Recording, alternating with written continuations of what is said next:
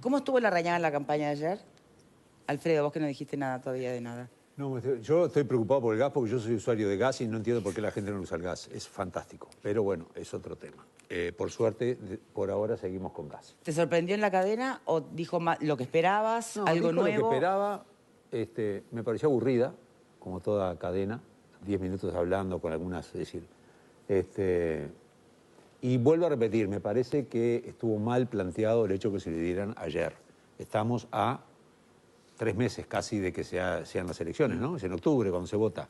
Es como yo lo dije creo que alguna vez acá, es como si el acto del 1 de mayo lo le dieran en la cadena al PIT-CNT en febrero. Me parece que es una tomada de pelo.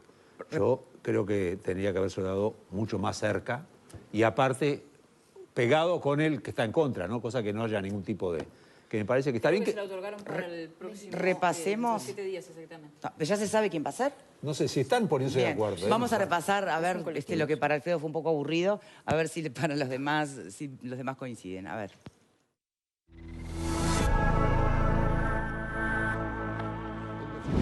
El senador Jorge Larrañaga fue el impulsor de la recolección de firmas para alcanzar la consulta popular que se realizará en conjunto con las elecciones nacionales el 27 de octubre.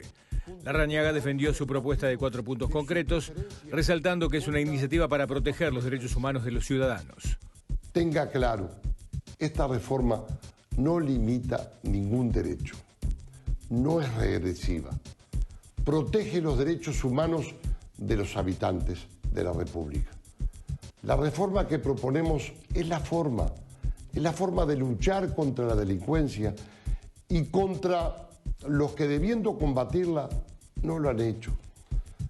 Hay que terminar con los relatos, manda la realidad. La realidad es que si no hacemos esto, si no se cambia, los delincuentes nos llevan puestos. Esta es la única propuesta real y concreta para cambiar la realidad que sufrimos. El líder del sector Alianza Nacional sostuvo que hasta ahora es la única propuesta real y concreta para combatir la realidad que vive el Uruguay vinculada a la delincuencia. Para ser claros, esta reforma no va contra ningún derecho, va contra la delincuencia. Bien, y además insistió especialmente al final de la cadena que en realidad esta propuesta no pretende ser el único abordaje contra la inseguridad, todo lo contrario, ¿no? Habló de que entendía la necesidad imperiosa de que el sistema carcelario rehabilitara y otras medidas mucho más integrales desde otras instituciones del Estado. Simplemente que entendía que era una de ellas. Si efectivamente esta cadena logra desacreditar quienes argumentan en contra, o si logra efectivamente profundizar en su entendimiento, bueno, es lo que podemos debatir en un ratito nada más y que demostrará además el tiempo, ¿no? Pero antes, si me permiten, tenemos en línea a una integrante de los varios colectivos que se pronuncian o se manifiestan en contra de la reforma, ¿da? No a la reforma. El nombre de este integrante es Pablo, nos está acompañando telefónicamente y más allá de que nos explique sus argumentos para estar en contra, me gustaría, Pablo, si me permitís, saber si ya tienen fecha efectivamente, porque el Ejecutivo anunció que les iba a dar el mismo espacio a los que están con el no a la reforma. ¿Ya tienen fecha? Buenas tardes, Victoria. Un gusto, muchas gracias por el espacio. Buenas tardes. Queríamos, primero que nada, el espacio que yo represento, que se llama Colectivos contra la Reforma, es uno de los espacios que integra una coordinación mayor que se llama Articulación. ¿Anticom, perdón? Articulación. Articulación. De no a la reforma, que ese es el espacio que va a tener el tiempo de cadena nacional el próximo martes. O sea que se entiende bien, está por encima de todos los colectivos, Articulación como el gran colectivo contra la reforma. Exactamente, bien. Y nosotros somos y nos sentimos parte de ese conjunto de organizaciones y de personas que salen a dar una discusión política, no partidaria, sino política, respecto a cómo poder caminar hacia una sociedad más segura y también más integradora. Bien. ¿Quién va a hablar en nombre de Articulación, se sabe? Bueno, eso se está coordinando en diversas comisiones, yo no tengo la información en este momento. Bien, bueno, vamos a lo importante. Bien. A que efectivamente, bueno, ¿cuál es el contenido de esta, digamos, contra la reforma, ¿no? ¿En qué se sustenta? Porque obviamente que lo de una sociedad más segura y más integradora pareciera ser que en eso hay consenso en todos lados. Pero el objetivo oponerse de a esta todo, ¿no? reforma puntualmente, ¿por qué sería? A ver. Bueno, primero que nada, esta reforma no es algo novedoso, si bien en el método que se utiliza, que es una reforma constitucional, sí es algo que a nuestro punto de vista es grave y es negativo, pero el aumento de penas, la creación de fuerzas especiales de seguridad, la eliminación de libertades para las personas recluidas, no es algo novedoso. Esta misma política se viene desarrollando desde la Ley de Seguridad Ciudadana de Julio María Sanguinetti en adelante. Vemos cómo se han ido creando delitos, cómo se aumenta el delito, la pena para delitos contra la propiedad, etcétera, etcétera, etcétera. Entonces, No, pero hay ejemplos donde aumentar la pena sí tuvo resultado, pensando, por ejemplo, en el copamiento. Bueno, yo creo que no. No, sí, es así. No, en el caso concreto de los copamientos se redujeron, es estadística, no estoy inventando. Bueno, la estadística que yo tengo, podemos comparar datos, ¿de acuerdo? Incluso a los datos que proporciona el Ministerio del Interior, no los proporcionamos nosotros, proporciona el Ministerio del Interior, el delito de copamiento del año 95 hasta la fecha no se ha reducido. Porque recordemos que el delito de copamiento se creó en 1995. Exacto. No, más adelante. Exacto. Entonces podemos ponerlo a discutir. Y lo mismo ha pasado con los delitos de narcotráfico, ¿verdad? Los delitos de narcotráfico se han ido aumentando las penas, pero especialmente lo cual puede ser discutible, puede ser opinable, pero lo cierto es que no ha dado resultado. Porque hoy sigue aumentando el narcotráfico, sigue aumentando la violencia en los barrios, entonces verdaderamente no nos aporta. Y lo mismo ha ocurrido con la rapiña. La pena de rapiña, que ha aumentado los mínimos y los máximos previstos en la ley penal en forma muy considerable, ustedes mismos proporcionan todos los días estadísticas que reflejan que las rapiñas en nuestro país han aumentado. Sí, es verdad. En ese sentido no hay discusión alguna. Entonces nos preguntamos, ¿vamos a seguir por este camino? ¿O es hora de incursionar en otros métodos, en otros pensamientos no demagógicos, no cortoplacistas? Porque acá hay un elemento central. Cuando hablamos de una sociedad que está descompuesta, de que está totalmente desmembrada, de que hay un conjunto, de un porcentaje importante de la ciudadanía, de los habitantes que están fuera de lo que es el sistema, por llamarlo de alguna manera, bueno, tenemos que empezar a buscar respuestas concretas para superar esta situación. ¿Y el camino es estar contrario a esta reforma que es apenas una herramienta? ¿No será mejor plantearse, manifestarse contra la falta de políticas sociales efectivas? ¿Contra la educación y sus bemoles? Bueno, ¿contra la integración en el Sistema Nacional de Salud que genera el aumento de los delitos, no las penas más duras? Bueno, en las organizaciones sociales siempre hemos defendido esas políticas y hemos pedido que se profundicen. Ahora bien, no quiero dejar de contestar por qué entendemos que es negativa este proyecto de reforma. El primer punto, la creación de una Guardia Nacional con militares, podemos ver los ejemplos de México, de Brasil, de Guatemala, donde hace ya años que se viene incursionando en la utilización del ejército para tareas de seguridad interna, y los resultados, de acuerdo a los organismos internacionales de derechos humanos, son que lo que ha aumentado es la violencia, ha sido la muerte llamando a esas fuerzas especiales. Entonces, si se ha comprobado en América Latina que eso no da resultado, ¿por qué lo vamos a implementar en Uruguay? ¿Quién nos asegura que seamos la excepción y que se logre de alguna manera revertir la realidad que tenemos? Sumado a eso, ¿qué ejército tenemos hoy en Uruguay? Tenemos el ejército que todavía no logra reconocer las atrocidades que ha cometido, los delitos de lesa humanidad que ha cometido, y que están liderados por comandantes en jefes que siguen de alguna manera indirecta o directamente reivindicando lo actuado en el golpe de Estado.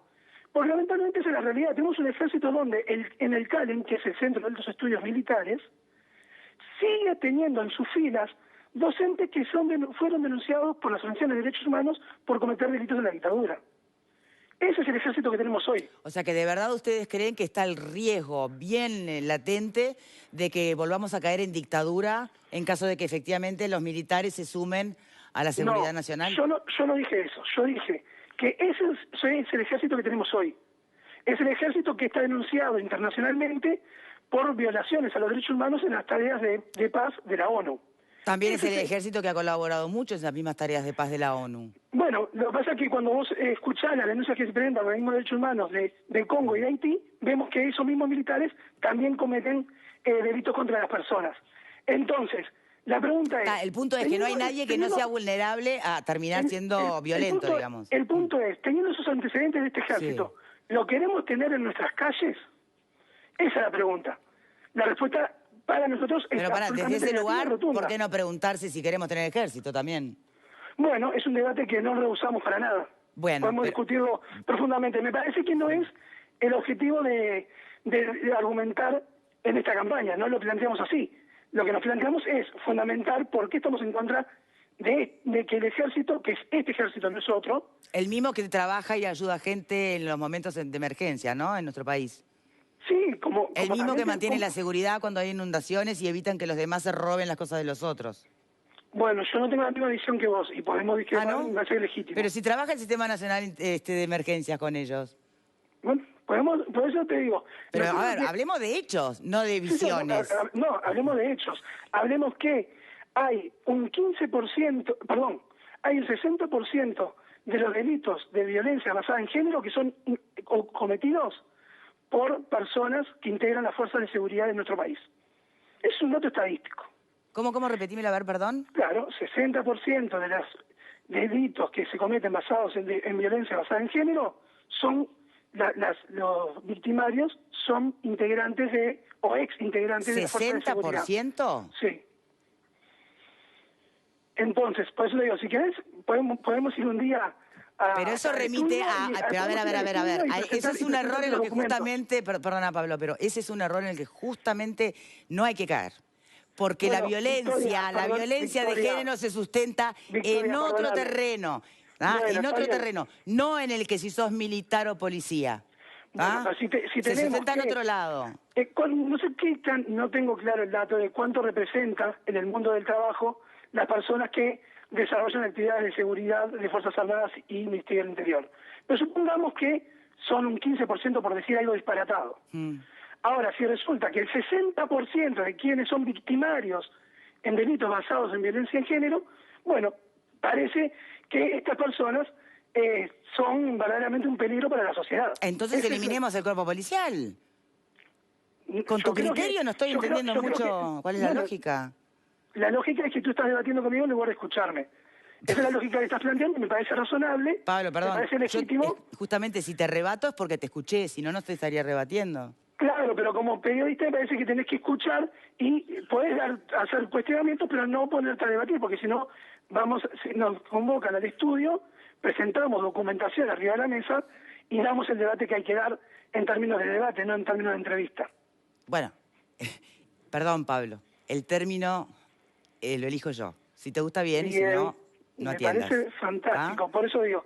Entonces, volviendo al tema que nos importa, no hay argumentos por parte de la campaña Vivir Sin Miedo que digan que las militares en las calles van a solucionar el problema de la delincuencia. No hay ninguna experiencia a nivel latinoamericano que refleje eso. Entonces, ¿vamos a arriesgarnos a eso con los antecedentes que tiene nuestro ejército? Ese me parece que es el mensaje bien claro que hay que salir a dar.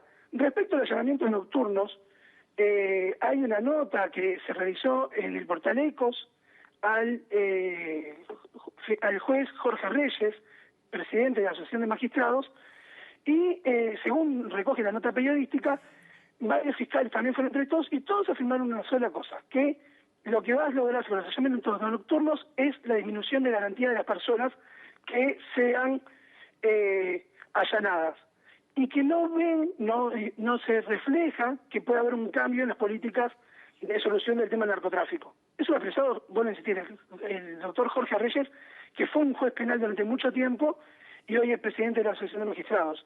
Nos parece que hay que escuchar las voces entendidas en el tema, hay que escuchar a la Universidad de la República también, que también se ha pronunciado en este tema, a los diversos institutos de criminología de nuestro país, que se expiden una y otra vez en que el aumento de penas y, en este caso, el vulnerar un derecho, como puede ser que durante la noche no se ingresa a los hogares, es bastante peligroso, ¿no? Bien. Eso, obviamente, ya mencionaste los puntos más críticos, sobre todo sobre los que se sustenta esta campaña. Y me queda la eliminación de las libertades anticipadas, que me parece que en este aspecto también hay un elemento central que es, bueno, ¿qué pretendemos, qué objeto tiene la existencia de cárceles y la reclusión? Acá hay el tema de que, primero que nada, somos el segundo país en América Latina con mayor cantidad de presos. En América Pablo, del Sur, me están fustigando por la cucaracha por falta de tiempo. Tenemos que hacer una pausa. ¿Querés quedarte y retomamos después? como quieran ustedes. ¿Producción? ¿Hacemos eso? Pausa, ya venimos. Entre el olvido y la memoria, entre la... Bien, entonces en el bloque anterior con un integrante del colectivo contra la reforma, bajo el gran grupo llamado Articulación contra la Reforma, nos explicaba los argumentos en contra punto por punto. Ya hablamos en el bloque pasado del tema de los militares en la calle, hablamos de los allanamientos nocturnos, del concepto de las penas más duras, de rehabilitación. Y quedaba pendiente, tuvimos que ir a la pausa, el concepto de las libertades anticipadas o los institutos liberatorios, que es contra lo que también está bregando la campaña de Larrañaga, ¿no? De que que las penas se cumplan, en definitiva. Bien, ¿me escucha? Sí, la escucho, claro. Bien, que sí. entonces, a ver, sobre ese último punto, ¿qué sostienen ustedes? Bueno, nosotros tenemos que hay que pensar cuáles son las consecuencias que pueda manejar esta decisión o esta propuesta en cuanto, primero que nada, al aumento de personas recluidas en privación de libertad. Eso es lo primero que tenemos que observar y analizar, porque si al día de hoy, insisto, somos el segundo país con mayor cantidad de presos en América del Sur, esto se va a incrementar en forma exponencial. Y bueno, ¿cómo vamos a resolver ese problema? Porque ya hoy por hoy tenemos superpoblación en las cárceles. Entonces, ¿cuál va a ser la alternativa? ¿Va a ser construir nuevas cárceles? ¿Va a generar mayor gasto esto? ¿Qué deberá sacarse de algún otro lado? ¿Cómo vamos a resolverlo? Esa es la primera pregunta que nos hacemos. La segunda... ¿Me permite? Sí, por supuesto. Ante la pregunta que ustedes se hacen, me cabe imaginarme que la sociedad también puede preguntarse, bueno, pero entonces, ¿cuál es la solución?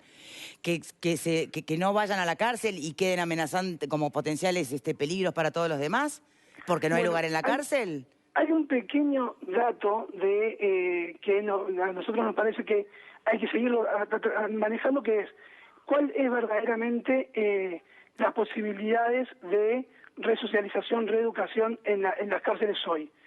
Un dato eso es fundamental, por supuesto. Un dato que hay hoy es la única cárcel que tiene menor índice de reincidencia, es decir, mejores resultados, es la cárcel de Punta de Rieles, que es un dato más o menos sabido por todos. Sí. Ahora bien, es la única también que hace un seguimiento, tiene ONGs que se dedican a hacer un seguimiento durante un tiempo determinado de las personas que salen de allí. Bueno, pero eso no contesta la primera pregunta que ustedes se hacen. Sí, la primera pregunta que nos hacemos es que nos parece que antes de seguir ingresando mayor cantidad de personas a lugares inhumanos, insalubres, bueno, todo eso que sabemos de las condiciones, sí. Bueno, ¿a dónde las vamos a mandar y cómo vamos a asegurarnos de que esas personas, cuando salgan, puedan tener un laburo común y corriente y la concepción de trabajo común y corriente para que puedan de alguna manera reinsertarse en la sociedad? Porque hay que hacer un trabajo de educación, de socialización y, por supuesto, de darle herramientas para que la obra concreta salgan y el afuera también estar preparados para eso.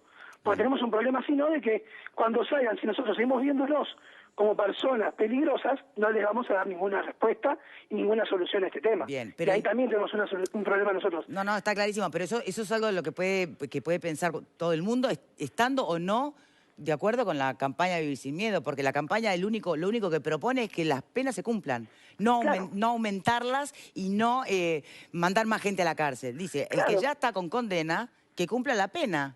Bien, ahora vamos a tener una persona que cometió una rapiña sin uso de arma, la vamos a tener 8 años ahí adentro. Pero entonces, ¿por qué? Eso es porque la mínima, una de las penas 4 promedio, años. 4 años la mínima y va hasta 16. Pues yo uso el medio, ¿Pero qué juez va a otorgar la máxima? Porque sí. No, pero ahí no tiene nada que ver la campaña. La máxima es mucho más. Pues yo dije 8 por decir algo. Pero no eso no 4. pasa por la campaña. Te pongo La campaña no 4 está años. pidiendo extender o poner las penas máximas. Está Bueno. pidiendo que se cumpla la pena que se dicta. Victoria, pongámosle 4 años. 4 años a esa persona. ¿Qué caminos hay para que esa persona cuando salga no verdaderamente tenga una alternativa diferente? Está clarísimo, y esa pregunta Eso- te lo eso- aseguro eso- que yo es también que la hago. Eso es lo que hay que discutir de seguridad. Bueno, Eso lo que hay es que un discutir. aspecto que hay que discutir de seguridad. Bueno, para nosotros es uno de los principales. Porque ¿Y por qué verdaderamente- excluyente? Excluyente porque el cumplimiento de las penas solo va a arrojar aumento de presos, mayor gasto y por tanto también peores condiciones de vida para esas personas que están recluidas. Bien. Que yo tomo lo que decía ayer el doctor Larrañaga, porque se nos acusaba también de que no permitíamos escucharlo. Nosotros lo escuchamos atentamente al doctor Larrañaga. Decía que esta reforma garantiza los derechos humanos para todos los habitantes de la República. Dentro de los habitantes de la República están las personas que cometen delitos también. Y a esa persona no le da una respuesta concreta de cómo va a solucionarse este tema, por ejemplo. Porque, bueno, insisto, porque no es el Entonces- objetivo de la campaña, es otro. ¿Y el objetivo cuál es? ¿Dar más seguridad? Es Ese un- es el objetivo. Bueno, ustedes lo ¿qué? escucharon igual que todos ayer en la Bueno, campaña. obviamente. la pregunta que nosotros hacemos es, porque una cosa es la emoción y los sentimientos que la sociedad tiene respecto a la inseguridad que existe. Y estamos de acuerdo que hay que buscar una solución. Ahora, cuando hacemos propuestas desde el punto de vista político-social para resolver una temática, tenemos que analizar cuáles van a ser las consecuencias de lo que proponemos y decir cómo vamos a enfrentar esas consecuencias. Y eso es lo que no está planteado. Entonces, lo único que va a generar esta reforma es, por un lado, menores garantías para las personas en horas de la noche respecto a estacionamientos nocturnos. Bien. Segundo, Pablo, tener al ya repasamos ejército- todo eso, ¿no? Sí, Digo porque bueno, por tengo eso que ponerle fin vamos a la mirar. conversación. Bien, no hay ningún problema. Bueno, quiero que más o Si menos quieren quede venir a claro. piso, más sobre la fecha, no hay ningún Nos problema. encantaría.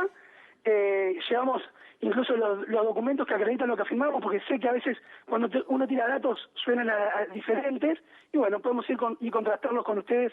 No, con mucho nosotros no, gusto. con alguien que esté a favor de la reforma. Perfecto, a las órdenes, ¿cómo no? Bien, Muy muchas bien. gracias por esta comunicación. Saludos, chau, chau. Bueno, queda por supuesto un espacio breve, pero para que, por favor, comenten, opinen, digan. Yo creo que todas las opiniones son de recibo. Ahora, cuando se mezclan opiniones con datos falsos, yo creo que ahí es un límite, ¿no? Yo creo que todos los puntos de vista son todos respetables cuando uno los fundamenta, en fin, cada uno puede estar a favor o en contra. Ahora, por ejemplo, cuando se dice el 60% de los que cometen delitos contra la mujer de violencia de género son militares o policías, ¿cuál es la fuente? ¿Quién se hace responsable de ese dato que se difundió por la televisión? Nadie se hace responsable. Ni siquiera la persona que habló, porque ni siquiera tenía apellido, o sea, simplemente nombre de pila. ¿Quién se hace responsable? Y después otro dato que también es falso. La cantidad de presos por habitante en Uruguay es mentira. Por eso digo, no se puede opinar en base a un dato falso, porque se genera toda una catarata de conclusiones equivocadas. Uruguay no es el segundo país de América Latina por cantidad de presos. ¿Cómo se miden los presos? Se miden por cada 100.000 habitantes de cada país.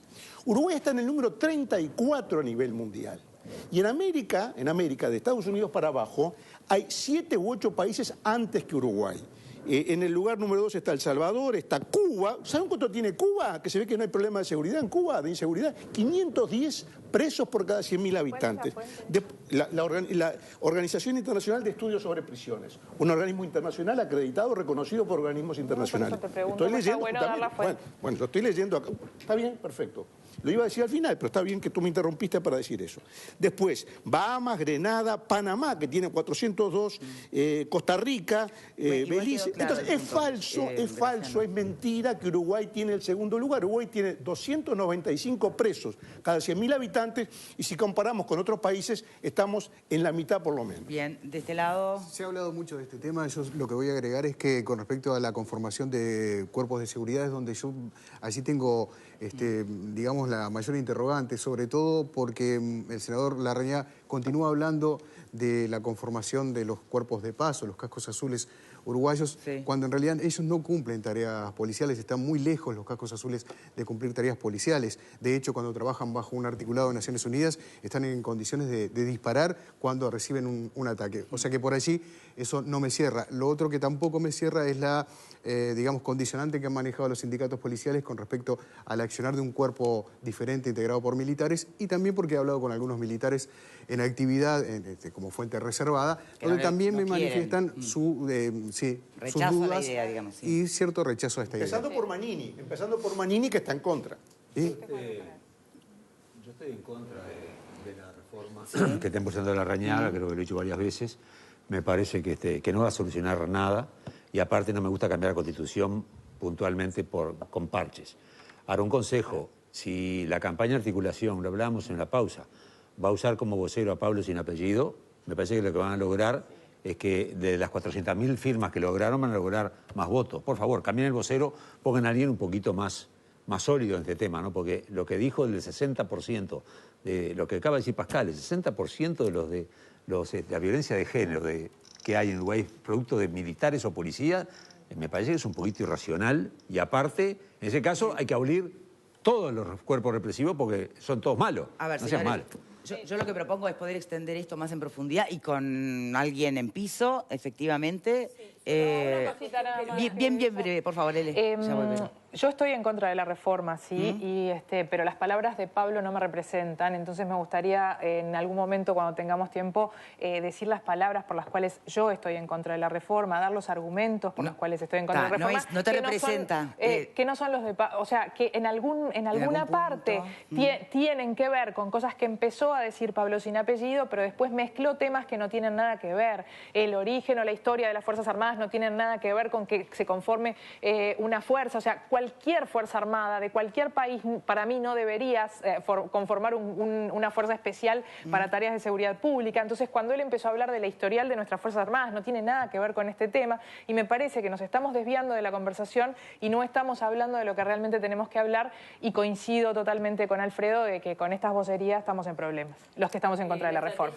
Me parece que es una estrategia equivocada. Leo un afiche que dice: acallamos la voz miliquera, rompe la cadena del miedo y convoca a un ruidazo. Esto fue para la misma hora de la cadena ayer y me parece que no es el camino. Si hay un tema en que ha habido demasiado ruido y tenemos que hablar con claridad y sin intereses partidarios o intereses ideológicos, es el tema de la seguridad. No comparto que mientras alguien esté haciendo una cadena, los otros salgan a la calle a hacer un cacerolazo con la connotación histórica que eso tiene en momentos en los que la opinión pública no se podía manifestar. Tenemos una presidencia que ha otorgado la cadena tanto a Larrañaga y a su reforma como a quienes están en contra. Que los voceros estén a la altura, ¿no? Que los voceros estén a la altura. Y ruidazo ya hemos tenido demasiado en este tema. Vamos a hablar y debatir con argumentos claros y concisos. Bien, tendremos tiempo para poder profundizar este debate previo a que tengan el espacio ellos el miércoles, ¿no? ¿El martes o el miércoles? El martes. El martes a la misma hora, a las 20 horas.